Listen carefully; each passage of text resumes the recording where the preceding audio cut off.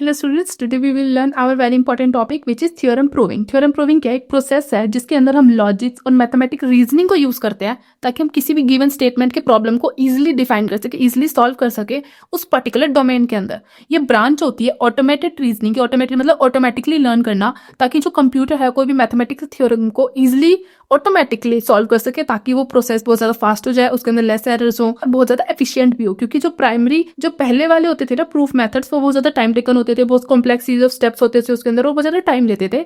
तो इसलिए हमने थ्योरम प्रूविंग बनाया ताकि उसके अंदर ऑटोमेशन आ सके, बहुत इफेक्टिव हो सके और ह्यूमन कन्वेंशन, ह्यूमन इंटरप्रिटेशन को मिनिमाइज कर सके।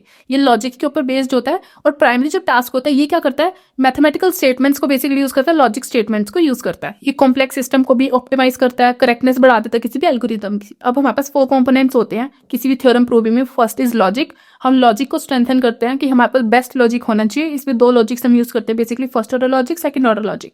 फर्स्ट ऑर्डर लॉजिक क्या होता है? वो हैंडल करता है स्टेटमेंट को जिसके अंदर नेचुरल नंबर्स और सेट्स होते हैं। सेकंड ऑर्डर लॉजिक भी वही होता है, बस इसके अंदर फर्स्ट ऑर्डर लॉजिक की भी स्टेटमेंट्स आ जाती हैं। इन्फरेंस इंजन क्या होता है? इसके अंदर सारे रूल्स डिफाइंड होते हैं कि कैसे हम न्यू स्टेटमेंट्स को क्रिएट कर सकते हैं, उनके ऊपर प्रपोजिशन लगा सकते हैं, जैसे मॉडर्न पोनेंट और मॉडर्न टोनेंट। मॉडर्न पोनेंट टोनेंट अपने प्लेलिस्ट में डिफाइन कर रखा है, आप वहां से जाके उसको एक्सेस कर सकते हो। एक्सियम्स क्या होते हैं? एक्सियम्स ऐसे स्टेटमेंट्स होती है जो ट्रू भी होती है और ये बिल्डिंग ब्लॉक होता है मैथमेटिक्स थ्योरम्स का। फिर हम पढ़ते हैं लेमास। लेमास क्या होते हैं? ये इंटरमीडिएट रिजल्ट्स होते हैं। जब हमें किसी भी इनिशियल से फाइनल की तरफ जाना होता है तो बीच में जो भी इंटरमीडिएट रिजल्ट्स होते हैं काफी सारे, उनको लेमास बोलते हैं। अब इस थ्योरम प्रूविंग के एडवांटेजेस क्या होती हैं? ये ऑटोमेटेड प्रोसेस होता है, ऑप्टिमाइजेशन को इंप्रूव करता है और करेक्टनेस देता है। टेक्निक्स क्या क्या हम यूज कर सकते हैं?